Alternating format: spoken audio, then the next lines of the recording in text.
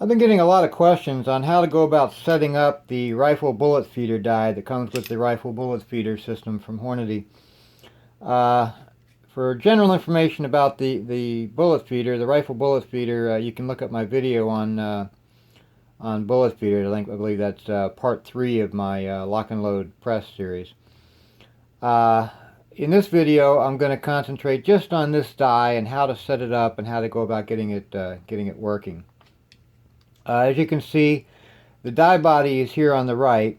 On the left, you have the bullet feeder attachment that attaches up here, attaches to the rest of the bullet feeder system. The bullets will come down here into the transfer block and be put into or drop down into the bullet feeder die itself. Now to set this up, I'm going to first disconnect it or take from the bullet feeder system. So I just have the die body. To start, I'm going to unscrew the innards, basically, of the bullet feeder die. Now we have two components here. This is the on the bottom here we have the bullet seeder stem. This is the crimp assembly. Right, here we have the crimp adjust knob, and we have the crimp adjust lock screw. On top then is the seating depth adjustment and the seating depth lock knob. So what I'm going to do to set this up, the first thing I'll do is I'll screw the crimp adjustment knob all the way down until it touches the crimp adjustment lock ring. And then I'm going to back this out by 2 full turns. Okay, so you get I don't know, about 1/10 of an inch or so of separation between the adjustment ring and the lock ring. Okay, and I'll go ahead and screw that back into the die body. I only have to go far enough so that the lock ring is snug up against the die body. It doesn't have to be extremely tight, but get it so it's snug and it's not going to move around on its own. Then for the bullet seating stem, I'll run the lock ring all the way up near the top, and then I'll just kind of screw it in a few threads just so it won't come out of there. I don't want it to be too deep, because when I first put a bullet in this thing, I don't want the bullet to get seated too deep. I want to be able to adjust this first. Okay, need to just make sure that everything is works nice and smooth. The alignment sleeve down here at the bottom, it's got its little O-ring on it, and it moves in and out just fine, and that the bullet seating stem in here is free and able to move easily. Now, next thing we need to do is put it in the press. As with any die, we need to determine how far down into the press we need to screw the die. So this is fairly simple matter. Since I'm using the lock and load press, I need to install my lock and load bushing first.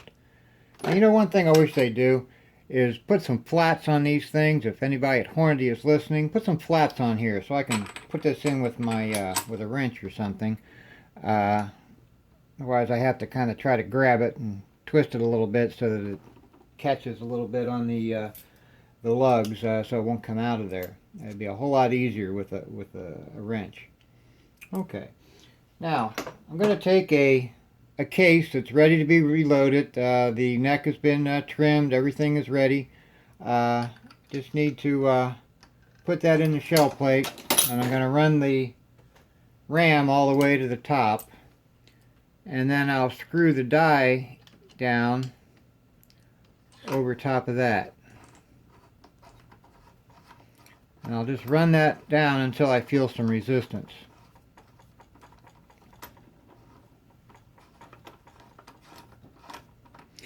When I feel some resistance, that tells me that the crimp adjustment here has contacted the neck, and if I go down any further, the neck will start to become crimped.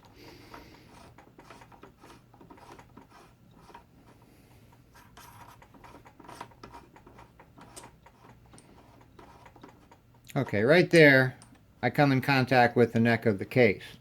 So what I'm going to do is I'm going to back the die out by about a half a turn. And then I'm going to tighten my lock ring. Hornady calls that a Sherlock ring.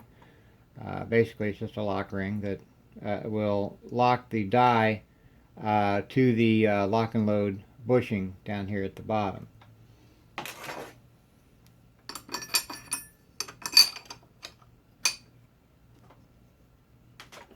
Snug that up a little bit.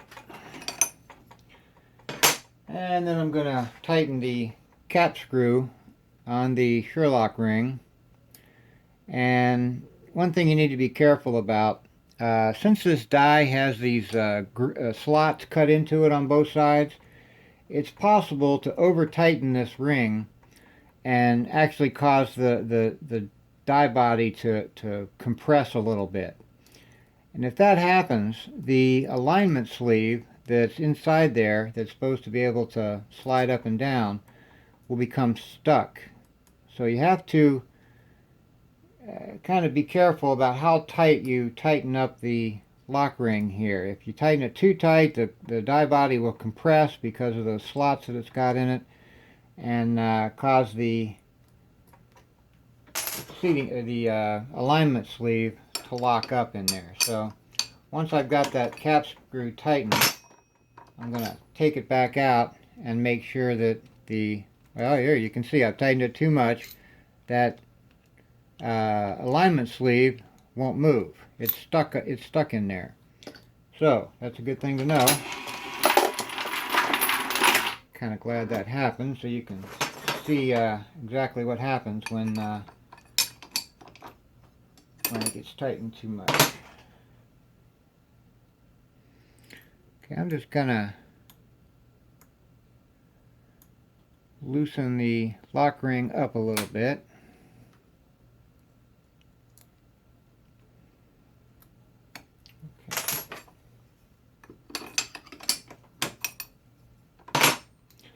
And now you can see the alignment sleeve goes up and down just fine. So these slots that are in the die body allows that to happen, allows the die body itself to compress a little bit. So just need to make sure that once you've tightened your cap screw that your alignment sleeve will go in and out without a problem. Now I'm going to put the die back in so that the slot here is facing outward. That's the way it'll be in the die and in the press when it's all reassembled. The bullet feeder attachment will go here, and you can't get it on the inside because there's not enough room here on the inside. Next, we'll set the seating depth for the bullet. I'm going to take a bullet here and put it in the opening on the die body. The cedar stem will move out of the way, and the bullet will drop down into the alignment sleeve and be held there by an O-ring down at the bottom of the alignment sleeve. Next, I'll take a case and put it in the shell plate. And I want to make sure that your cedar stem is backed out as far as you can get it. We don't want the bullet to accidentally get seated at this point. I'm going to raise the ram, and I'm going to hold the crimp adjustment so it doesn't move, and I'm going to screw the seating adjustment stem into the die until I get resistance. At that point, the adjustment stem has come into contact with the bullet itself, and any further down it will start seating the bullet. So I'm going to lower the ram a little bit, turn the seating adjustment knob in a little bit, then raise the ram, and what that'll do is that'll start to seat the bullet. Okay, and then what I'll do is continue to move the seating adjustment down a little bit, raise the ram until I get the appropriate length. Now, for 308 Winchester, with this particular bullet, the Hornady interlock bullet, the correct overall length from head to tip is 1.735. So I'm going to continue to lower the seating stem or seating adjustment, bring the cartridge up into the die, and then do my measurements. And once I get to 1.735, I'll be there. Just make sure your crimp adjustment knob doesn't move. And you may also need to push the alignment sleeve up just a little bit so that the bullet will fit in there. Otherwise it may hit the side of the alignment stem and not enter the die properly.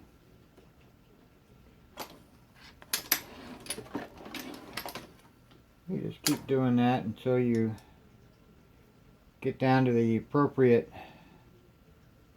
overall length for the cartridge. Now unfortunately I don't have the length from the head to the ogive for this bullet. All I have is the head to the tip.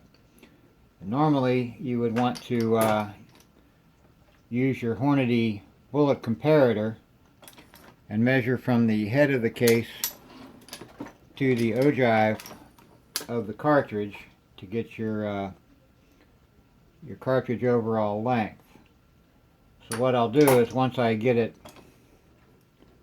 adjusted from head to tip, I'll use my bullet comparator and take a measurement to the ogive, and then I'll use that value when I check the rest of the cartridges. I'm almost there. 1.760.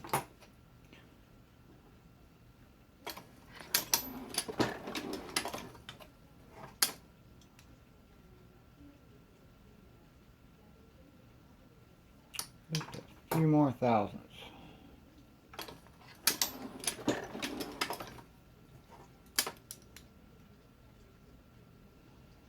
And bang, there we go, 1.735.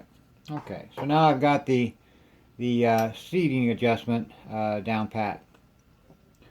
Now, the next thing we would do is, if you want to crimp the case onto the bullet, we would then use the crimp adjustment to adjust the crimp. Now, I'm not going to tighten the lock ring for the seating adjustment just yet. I want to get my crimp done right first. So what I'm going to do is I'm going to bring that cartridge up into the die. Then I'm going to hold the seating stem, the seat adjustment knob.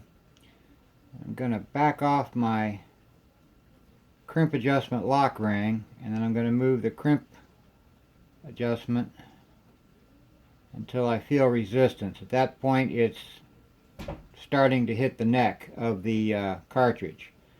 So I'll bring the ram down a little bit, and I'll move my crimp adjustment. You want to move about 1/8 of an inch at a time.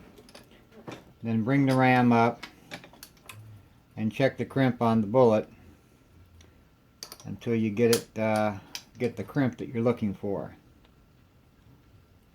Just a little bit more here. I think I'll have it. Good. Okay, so now I have a properly seated and crimped cartridge. This cartridge basically is ready to go.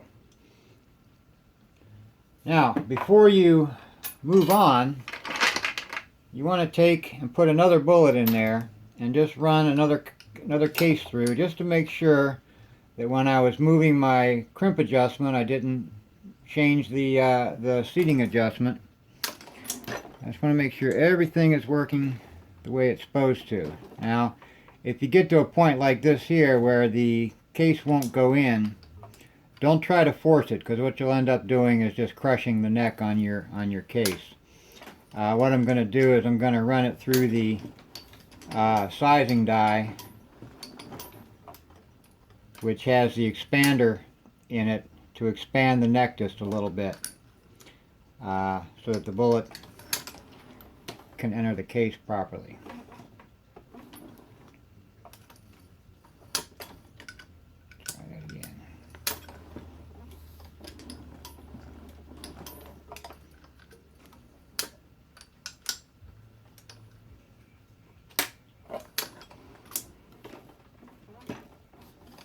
There we go. And then measure that, check the crimp, and if everything looks good, then you can go ahead and tighten down your lock rings.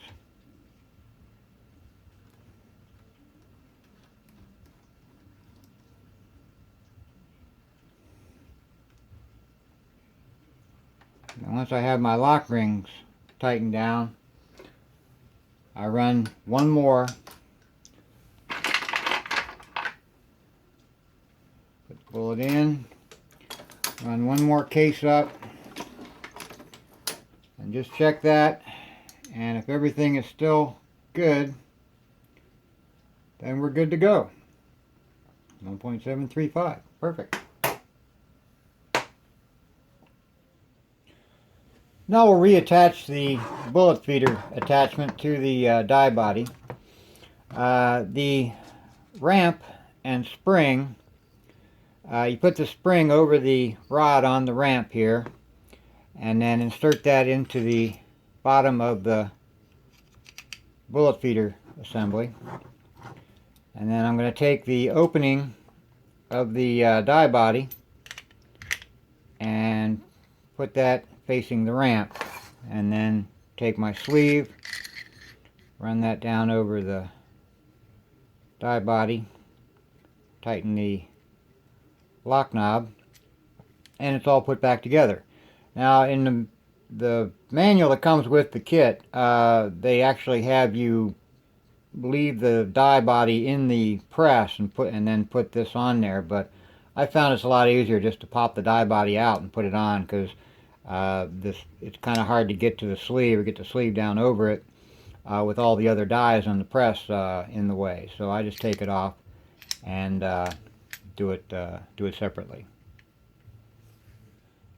Now next, I'll take the bullet feeder tube from the bullet tub up the top and insert that into the top of the die here, the bullet feeder tube adapter. And then we'll turn it on and make sure that we have a good flow of bullets coming down from the tub. Now, if the bullets aren't coming down properly, you may have to adjust the height of your tub here. There's some butterfly nuts on the back of the mounting arm here that you can loosen up, and you can move the top arm up and down and try to get a nice straight line with the spring tube here coming from the tub into the cutoff switch here, so that the bullets will flow smoothly. If you have a kink or a very sharp turn in this spring here, then it won't work. For instance, if I have something like that there, it's too sharp for the bullet to make that turn. So you want to have as straight a tube here as possible. Okay, so we'll go ahead and turn that on then, and just make sure that bullets are going through. There's a slot in the side of the cutoff here that you can watch the bullets come down. Make sure that they're coming all the way down through the tube. And eventually enough will come down and it'll fill this part of the tube, and the bullets will eventually hit the cutoff switch. Oh, there we go. So they've hit the cutoff switch here, and that stops the motor. Then when a bullet gets dropped down into the die, it'll turn the tub back on and keep a steady supply of bullets in your bullet tube here. Okay.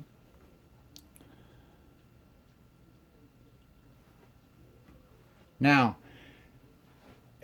in order for a bullet to be seated into the case, there has to be a bullet in the die when you start to raise the ram. So in order to make this, make the very first case get a bullet, we have to prime it. What I'm going to do is I'm going to manually move the transfer block over and let a bullet drop down into the die. That way the die has a bullet in it and there's something to be fed into the next case. And then you'll see I'll put a cartridge in the, or a case rather, in the shell plate.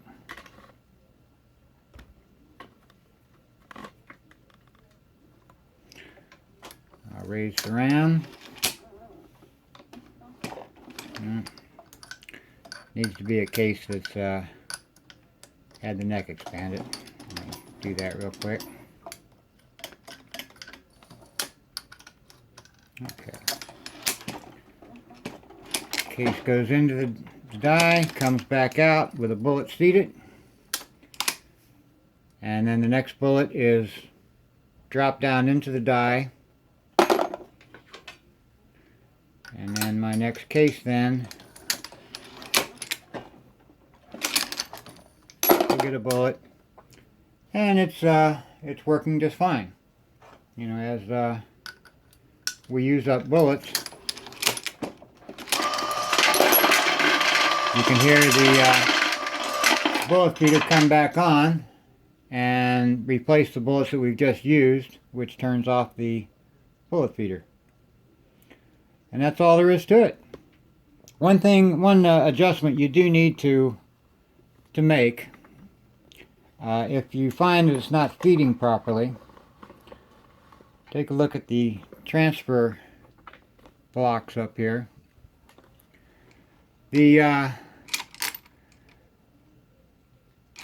When it gets a bullet, what you want to do is adjust this light should have to turn off here. Okay. You want to adjust this adapter here that the bullet tube is plugged into so that the bottom of it is just above the tip of the bullet. Now mine's actually a little bit out of whack here, so what I'm going to do is I'm going to loosen the lock ring here. If I can loosen it, I've really got it on there tight, don't I?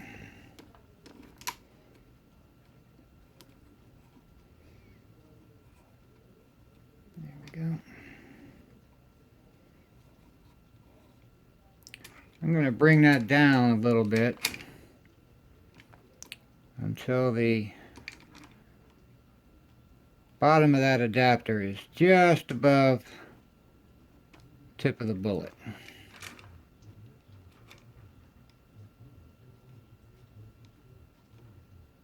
There we go. And then I'll tighten up my bottom lock ring. And that should make the transfer go a little bit smoother. See the transfer block?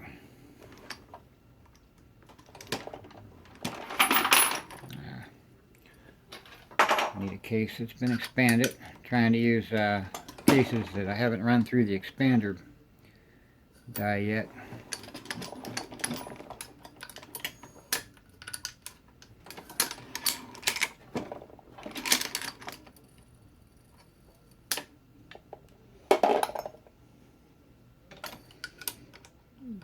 Through the expander here. Okay. Now watch the transfer block as I move it up. The transfer block.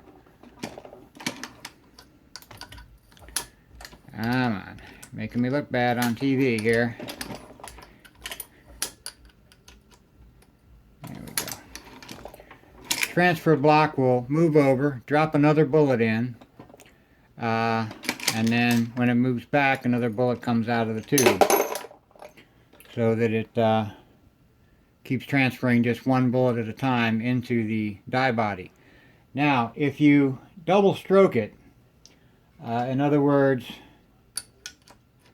I put a case in, I bring it up far enough to pop another bullet down, but I don't take it up far enough to get a bullet actually seated in the case, I end up with 2 bullets in the die.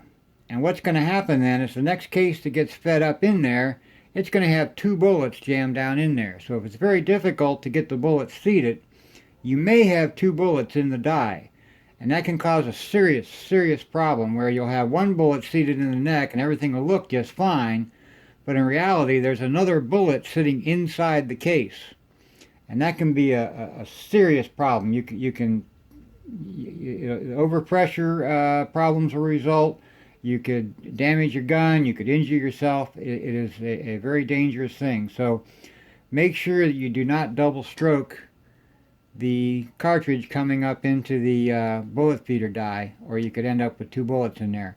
If you suspect that you've got 2 bullets in the die, shut everything down, take the die out of there, take it apart, and make sure that you clear it out before you resume reloading.